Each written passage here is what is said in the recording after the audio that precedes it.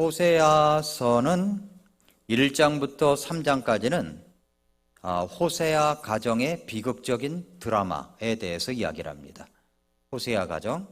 그리고 4장부터 10장까지는 이스라엘 백성들이 어떻게 타락했는가 그 현장의 이야기를 말하고 있습니다. 그리고 11장부터 14장까지는 이스라엘 백성들이 회복 이야기를 담고 있습니다. 그러니까 11장부터는 그 새로운 전환점이 된 거예요.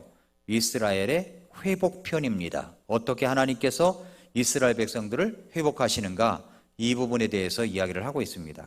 그러니까 이스라엘 백성들이 회복할 수 있었던 것은 무엇 때문이었을까요? 타락의 자리에서 다시 회복의 자리로 올 수 있었던 것은 하나님의 사랑 때문이었다는 겁니다. 하나님의 사랑. 그래서 오늘 말씀의 제목이 뭐예요? 주의 사랑의 줄로 나를 굳게 잡아 매소서. 띠죠. 주의 사랑의 띠로, 주의 사랑의 줄로. 이게 찬송가 가사인데 제목을 거기서 따왔습니다. 11장부터는 이 하나님의 사랑이 이스라엘 백성들의 역사 속에 어떻게 간섭하였는가를 보여주는 겁니다. 그러니까 그 하나님의 간섭, 하나님의 사랑이 일종의 역사적 서술 방법으로 전개되고 있어요. 역사적 서술 방법. 그러니까 역사적이라는 말은 과거가 있고 현재가 있고 미래가 있다는 거죠. 그 방법으로 기록되어 있습니다. 그래서 하나님께서는 이제 과거형 동사를 썼어요. 그런 이야기를 담는데 과거형 동사를 썼습니다.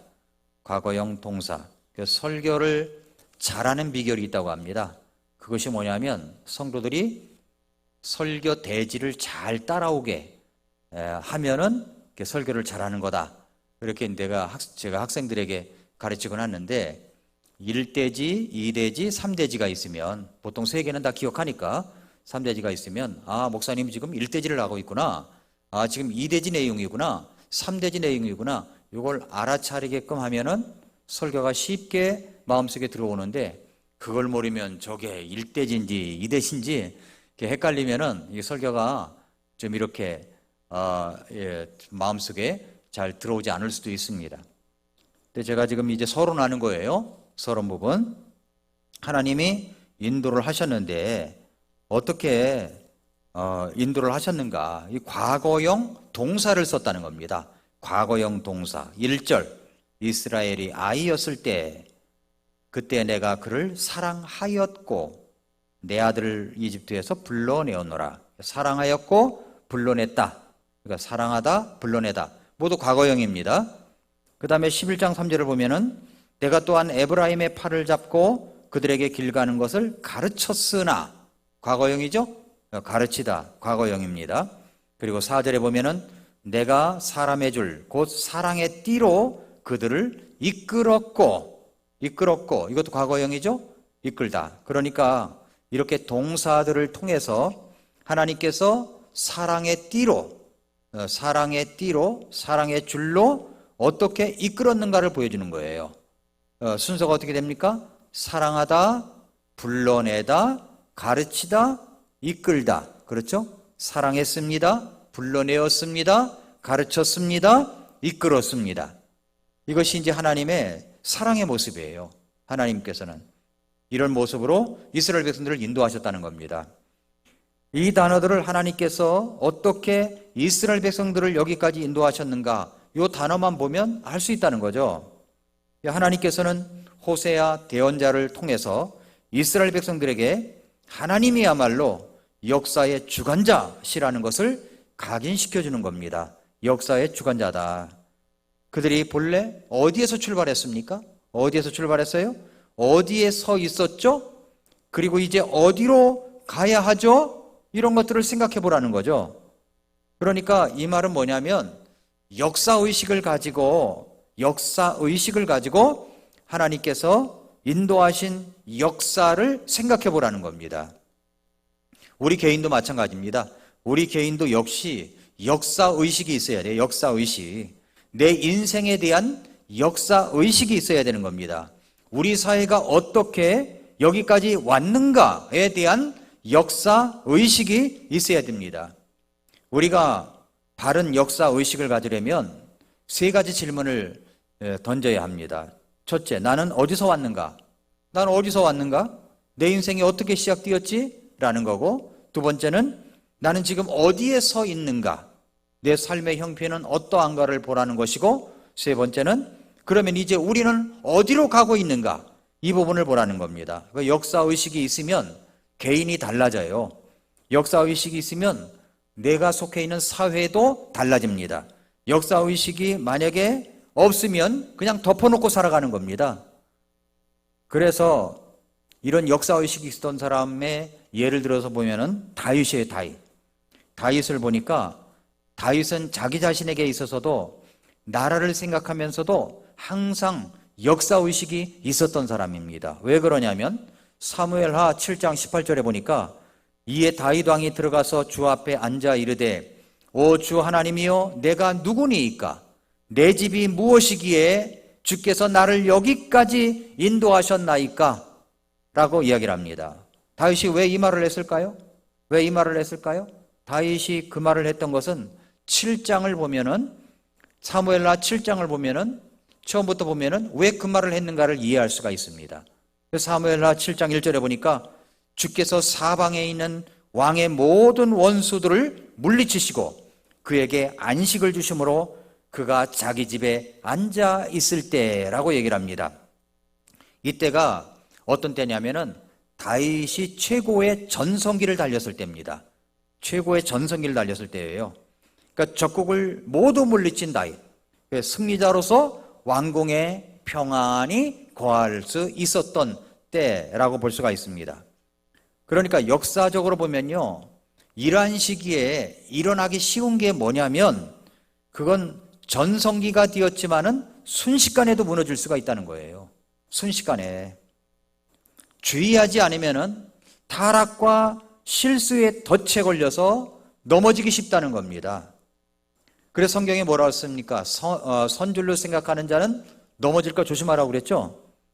조심하지 않으면 걸려 넘어지고 무너질 수 있습니다. 영적 생활도 똑같이 후퇴할 수가 있습니다. 그동안 쌓아놓았던 것이 순식간에 무너질 수가 있어요. 그런데 다윗은 그런 걸 생각해 보니까 하나님께서 자기를 인도하신 것을 생각해 보니까 참 너무 감사했던 거예요. 그래서 사무엘하 7장 18절에 다윗이 뭐라고 그랬냐면은 주 앞에 앉아 이르되 하나님 앞에 앉았습니다. 그리고 오 주 하나님이여 내가 누구니이까 내 집이 무엇이기에 주께서 나를 여기까지 인도하셨나이까 라고 얘기하는 겁니다. 다윗이 잘 나갈 때에도 전성기 때에도 잊지 않은 것이 있습니다. 그것이 바로 하나님 앞에 앉아 지금 뭐 하는 겁니까? 다윗이 하나님 앞에 앉아 뭐 한 거죠? 기도한 거죠. 하나님 앞에 앉아 기도하기를 멈추지 않은 것입니다. 무슨 말이냐면은 다윗이 역사의식이 있었다는 거예요. 다윗이 오 주 하나님이여 내가 누구입니까? 내가 무엇이기에 여기까지 인도하셨습니까? 이렇게 말하는 거죠.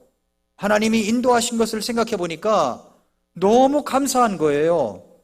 그래서 하나님 앞에 앉아 기도하기를 멈추지 않습니다. 이게 잘 나갈 때 해야 될 일인 거예요. 잘 나갈 때, 아무 일이 없을 때, 내가 몸이 아프지 않을 때, 뭔가 잘 되고 있을 때, 아무런 일도 없을 때 해야 될 일인 거죠.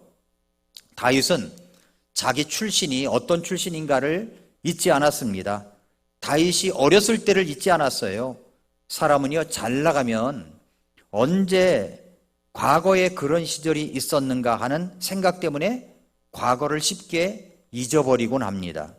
과거에 어떤 큰 역경과 시련이 있다고 할지라도 그때 있었다고 할지라도 내가 현재 잘 나가고 있다면 과거를 잊어버려요. 소실적 생각을 못합니다. 다윗은 주변의 모든 국가들을 패배시켜 승승장구한 왕으로서 많은 사람들에게 존경과 사랑을 받고 있는 그런 모습이었지만 그 자리까지 이끌어주신 하나님의 사랑의 띠를 잊지 않고 있었다는 겁니다. 찬송가에도 지금까지 지내온 것 주의 크신 은혜라. 한이 없는 주의 사랑 어찌 이루 말하랴 했잖아요. 그러니까 하나님께서 지금까지 인도해 주신 것, 이것이 너무 감사해서 하나님 앞에서의 역사의식을 갖고 있었다는 겁니다. 지금 호세아 11장이 그런 이야기예요. 그래서 세 가지를 한번 볼까요? 과거, 이스라엘의 현재, 그리고 이스라엘의 미래, 이렇게 세 가지를 보도록 하겠습니다. 첫째로 이스라엘의 과거입니다. 이스라엘의 과거는 뭡니까? 하나님의 인도하심과 사랑이 있었죠. 역사의식을 가진 사람은 세 가지 질문이 있다고 그랬죠. 첫째, 나는 어디서 왔는가? 내 인생은 어떻게 시작됐는가? 두 번째, 나는 지금 어디에 서 있는가? 내 삶의 형편은 어떠한가? 세 번째, 그러면 이제 우리는 어디로 가는가? 이 질문입니다. 호세아는 지금 이스라엘 백성들에게 과거를 생각해 보라고 얘기하는 거예요. 그래서 뭐라고 그랬습니까? 1절에 이스라엘이 아이였을 때 그러잖아요. 이스라엘이 아이였을 때 그때 내가 그를 사랑하였고 내 아들을 이집트에서 불러내었노라. 이스라엘이 아이였을 때, 그들의 과거를 이야기하는 겁니다. 이스라엘이 아이였을 때 이스라엘 백성들과 하나님과의 관계가 어떤 관계로 비유하고 있습니까? 지금 아버지와 아들의 관계로 얘기하죠. 아이였을 때 내가 그를 사랑하였고 내 아들을 이집트에서 불러내었다. 그러니까 하나님은 아버지고 그리고 이스라엘은 아이인 거예요. 그러니까 부자지간의 관계를 얘기하는 거죠. 그러니까 아버지의 사랑이 아들에게로 쏟아 부어진 이야기입니다. 이스라엘이 아이였을 때 그때 내가 그를 사랑하였고 내 아들을 이집트에서 불러내었노라. 이스라엘 백성들이 하나님 앞에서 양자가 된 사건을 가리키는 이야기입니다. 이스라엘은 처음부터 하나님의 양자였습니까? 아니었죠. 그들은 하나님께로부터 선택받은 민족이었습니다. 그러니까 선택에 의해서 하나님의 양자가 된 거예요. 그렇게 지금까지 하나님의 선택에 의해서 자녀 삼아 주신 것을 기억하라는 거죠. 그렇게 인도하신 과거를 생각해 보라는 겁니다.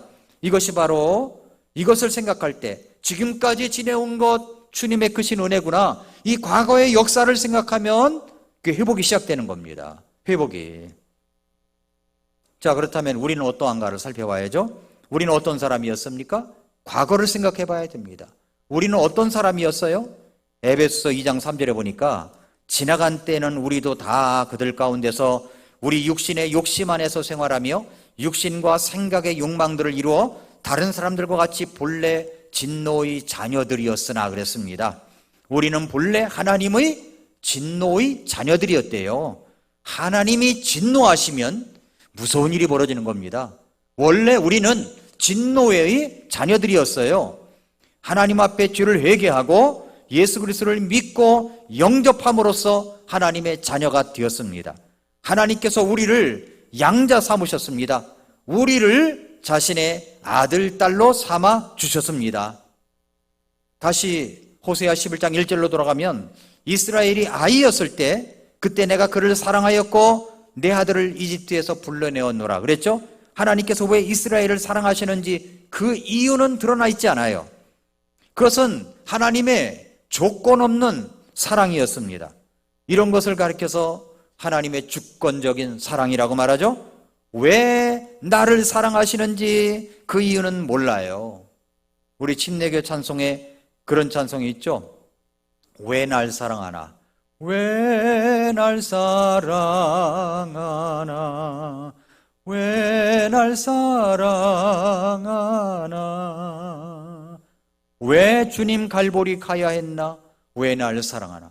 왜 날 사랑하나? 우리는 그 이유를 다 몰라요. 이것은 하나님의 주권적 선택에 의해서 그분의 사랑을 입은 사랑 때문에 그렇다는 겁니다. 그러니까 이집트 백성들을 사랑하셔서 선택하시고 그들을 이집트에서 불러내셨습니다. 이집트에서 그들은 본래 어떤 사람들이었어요? 본래 종이었습니다. 노예였어요, 노예.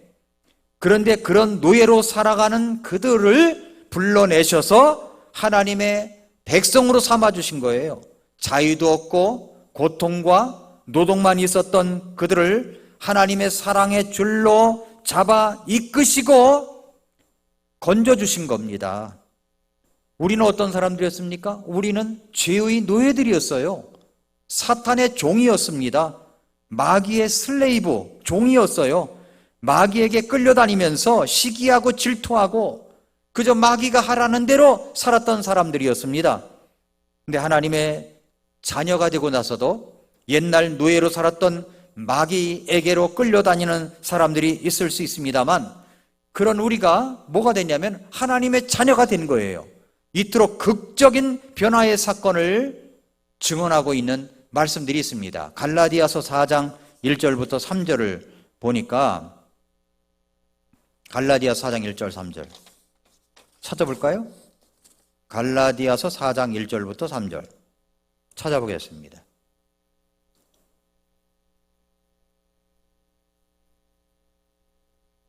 갈라디아서 4장 1절부터 3절.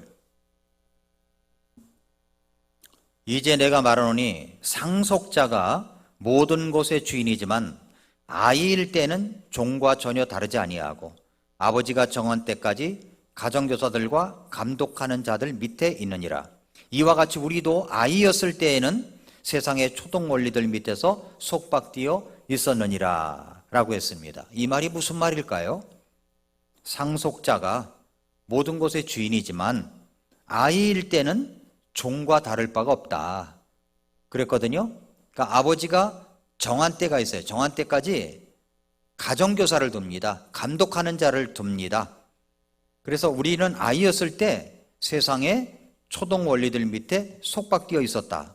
로마의 관습 가운데 이런 관습이 있어요. 그들은 이제 성인식을 치르기 전까지는 친아들이라도 아들 대우를 해주지 않았답니다. 아들 대우를 거의 종처럼 아주 혹독한 훈련을 시켰다는 거예요. 그러니까 어려서 노예들 가운데 가장 영리한 노예를 아들의 가정교사로 붙여줍니다. 자기 아들을 종처럼 훈련받게 한 겁니다. 시간이 흘러 아들이 성인이 되면 가정교사인 노예가 주인에게 이렇게 보고를 한다고 합니다. 주인의 종이 이제 인간다운 인간이 되었습니다. 지적으로 발달했고 도덕적으로 많은 것을 체득했습니다. 그러니까 아들을 그렇게 훈련시켰던 거죠. 그렇게 이제 성인식을 치르고 나서 그때부터 진짜 아들로 삼는다는 겁니다.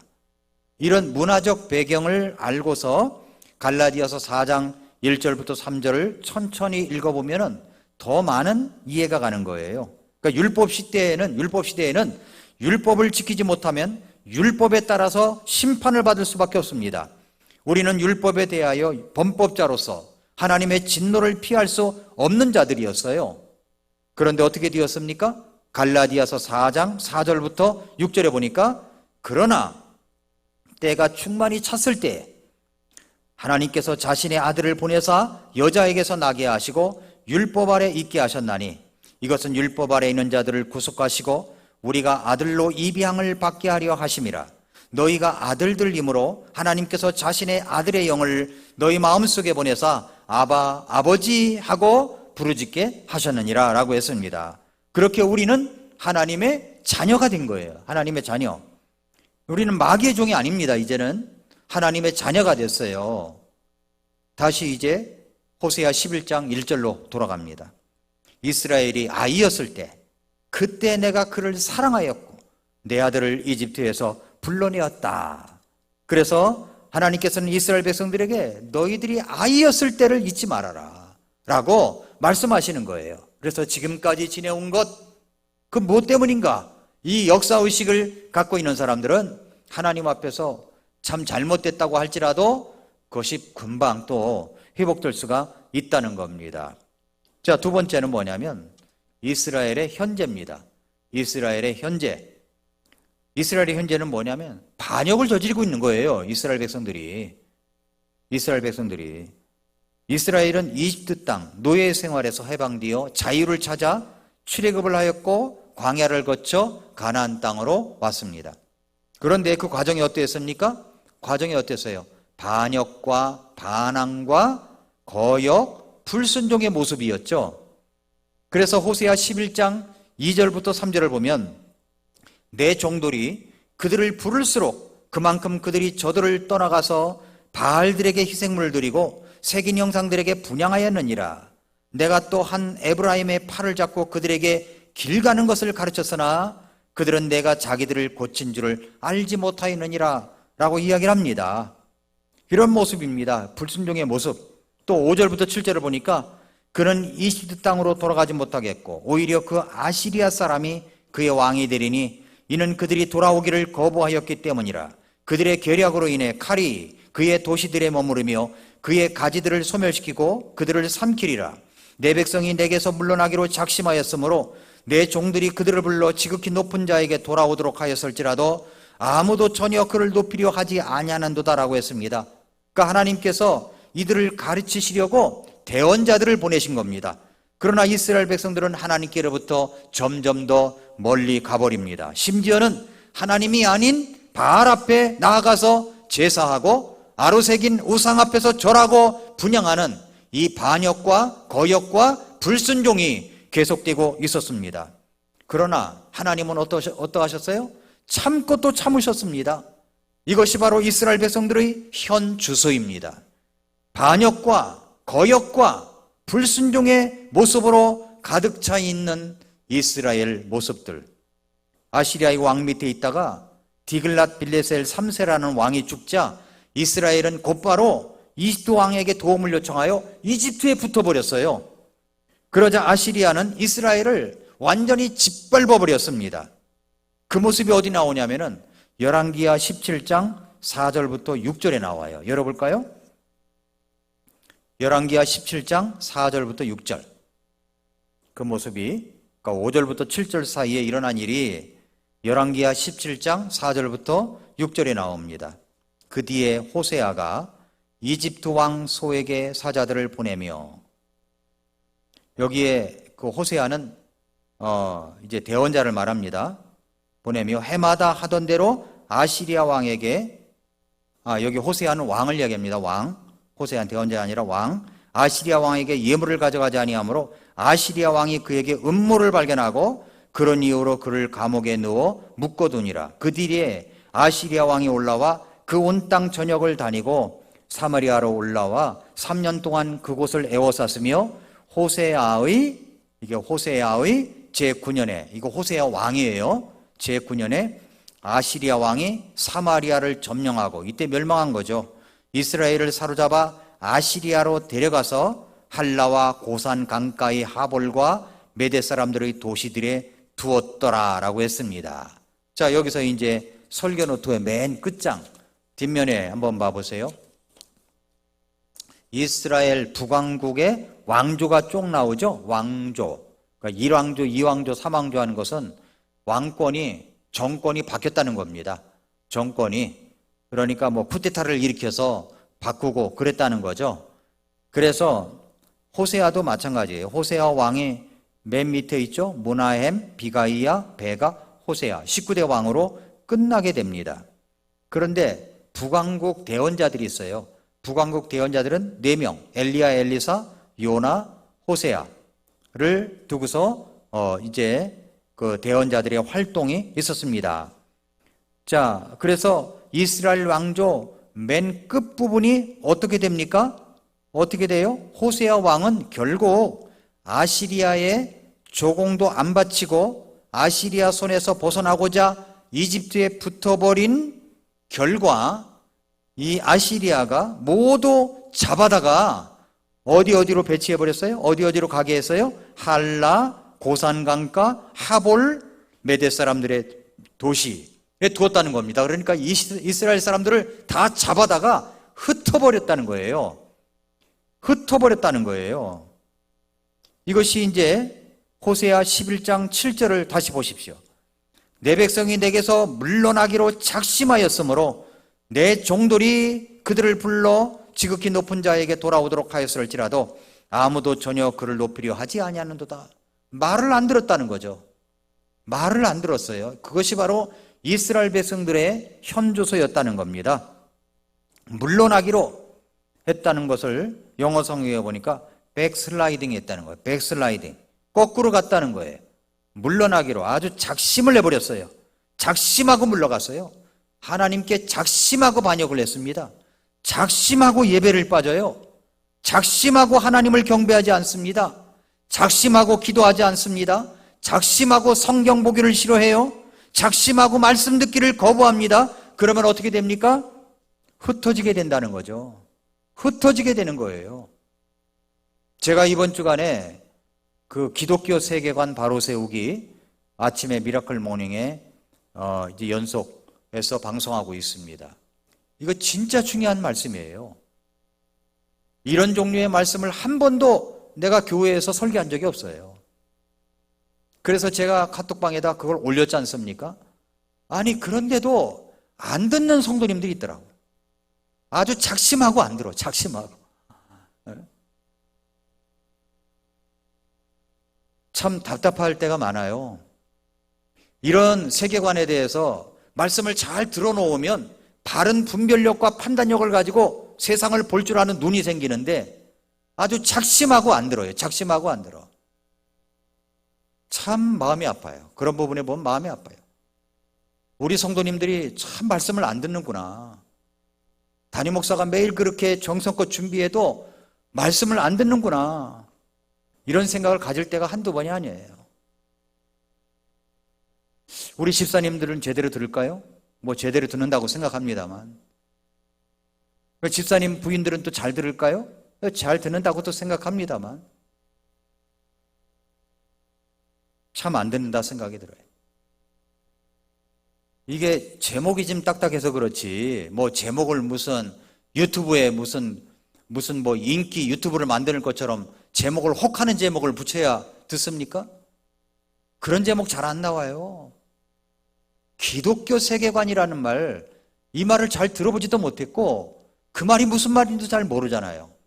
그러니까 처음부터 끝까지 한번 잘 들어보면은 이것이 너무 재미있고, 야, 그래서 우리가 세상을 보는 눈을 똑바로 가져야 되겠구나, 이런 생각을 갖게 되는 겁니다.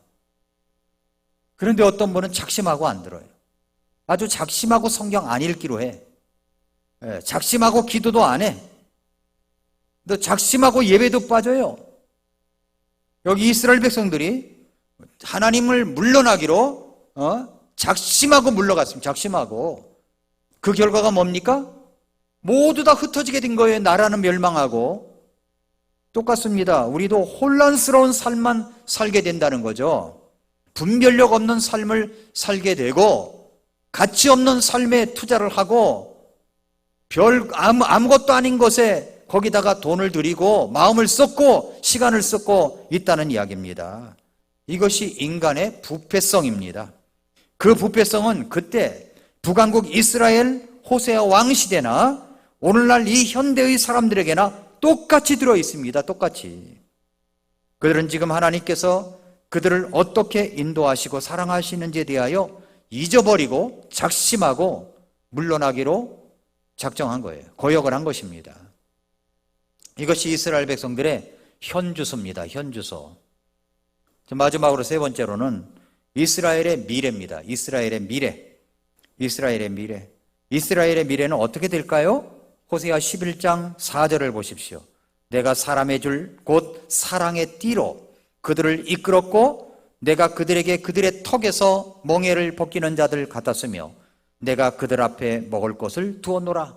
주의 사랑의 줄로 주의 사랑의 띠로 그들을 이끄십니다. 하나님은 이스라엘을 결코 포기하지 않으셨습니다. 그들은 다시 일어설 것입니다. 그래서 새로운 회복의 미래가 열릴 것입니다. 그것이 바로 4절 말씀이에요. 하나님의 사람의 줄, 사랑의 띠로 이끌어 주실 것입니다. 멍에를 벗기실 거예요. 멍에를 그 턱에서 멍에를 벗기는 자들 같이 될 것이다 라고 했습니다. 호세아 11장 8절부터 12절에 그런 사실이 언급되어 있습니다. 에브라임아, 내가 어찌 너를 내주겠느냐? 이스라엘아, 내가 어찌 너를 넘겨주겠느냐? 내가 어찌 너를 아드마같이 만들겠느냐? 내가 어찌 너를 스보임같이 두겠느냐? 여기서 모르는 낱말이 나오죠? 아드마, 스보임. 이게 무슨 말일까요? 아드마, 스보임. 너를 아드마같이 만들겠느냐? 내가 어찌 너를 스보임같이 두겠느냐? 라고 했죠? 아드마와 스보임이 뭘까요? 이건 지역명입니다. 지역명. 이것은 소돔과 고모라 성과 함께 멸망한 도시를 말하는 거예요. 소돔과 고모라 성만 멸망한 게 아니라 아드마도 멸망했고 스보임도 멸망했어요. 소돔과 고모라처럼. 똑같이 아드마 사람들도 스보임 사람들도 멸망한 겁니다. 그래서 하나님께서 내가 어찌 너를 아드마같이 만들겠느냐, 내가 어찌 너를 스보임같이 두겠느냐, 그리 멸망시키지 않을 거란 말입니다. 내 마음이 내 속에서 돌아섬에 내가 뜻을 돌이키는 것이 한꺼번에 불같이 타오르는도다. 내가 내 맹렬한 분노를 집행하지 아니하겠고 에브라임을 멸하러 다시 오지 아니하리니 나는 하나님이요 사람이 아니니라. 나는 네 한가운데 있는 거룩한 자니 내가 그 도시로 들어가지 아니하리라. 그들이 주를 따라 걸을 것이며 그는 사자같이 울부짖으리라. 그가 울부짖으면 그 자손들이 서쪽에서부터 떨며 나올 것이요 그들이 새같이 이집트에서 떨며 나오고 비둘기같이 아시리아 땅에서 떨며 나오리니 내가 그들을 그들의 집에 두리라. 주가 말하노라. 에브라임은 거짓으로 이스라엘의 집은 속임수로 나를 애워싸되 유다는 여전히 하나님과 함께 다스리며 성도들과 함께 신실하도다. 이렇게 말하고 있는 겁니다. 주님이 어떻게 하신다고 했어요? 그 턱에서 멍에를 벗긴다고 그랬습니다. 멍에를 벗긴다. 마태복음 11장 28절 보면은 이하에 어떤 말씀이 나와요? 수고하고 무거운 짐진 모든 자들아 너희는 내게로 오라. 내가 너희에게 안식을 주리라. 나는 마음이 온유하고 겸손하니 너희 위에 내 멍에를 메고 내게 배우라. 멍에를 벗기신다고 그랬는데 주님은 우리에게 내 멍에를 메고 내게 배우라 그래요. 내 멍에를 메래요. 그러면 너희가 너희 혼을 위한 안식을 찾으리니 내 멍에, 주님의 멍에는 쉽고 내 짐은 가볍다라고 그럽니다. 그 멍에가 뭘까요? 주님은 이 다른 나라에서 씻겨진 이 올모, 노예 같은 삶, 이런 멍에를 벗기시고 주님의 멍에를 메라고 이야기를 합니다. 주님의 짐을 지라고 이야기를 합니다. 그 멍에는 뭡니까? 그 멍에는 사랑의 줄이요 사랑의 띠라는 겁니다. 하나님의 사랑의 띠로 우리가 주님과 함께 할 때 그것이 내 혼을 위한 안식이 되는 겁니다. 안식. 주님의 멍에는 쉽고 가볍습니다. 주님의 멍에는 쉽고 가벼워요. 그렇습니다. 하나님은 어떤 분으로 여기서 묘사되고 있습니까? 하나님의 사랑은 기다리는 사랑이라는 거예요. 오늘 이제 호세아 11장에서 회복이 시작되는 겁니다. 회복. 앞으로도 회복해 줄 것이다. 미래를 바라보고 이야기를 하는 겁니다. 이스라엘 북왕국은 멸망해요. 곳곳에 포로로 잡혀가요. 그런데도 하나님은 너희들 회복할 거야. 멸망하지만 회복할 거야. 라는 말씀을 여기서 주시고 있는 것입니다. 사랑하는 성도 여러분, 주님은 우리의 죄의 멍에를 지고 있었을 때 그것을 벗겨 주셨습니다. 그러면서 주님은 내 멍에를 메라고 이야기합니다. 그리고 하나님께, 예수님께 배우라고 이야기를 합니다. 예수님의 짐도 지라고 이야기를 합니다. 내 멍에는 쉽고 짐은 가볍다고 이야기를 합니다. 그것이 우리에게 안식을 주는 거예요. 그러므로 주님의 사랑의 띠로 이끄시는 주님의 말씀에 순종을 하고 주님을 따라가는 우리 모든 성도님들이 되시기를 축복합니다. 기도하겠습니다.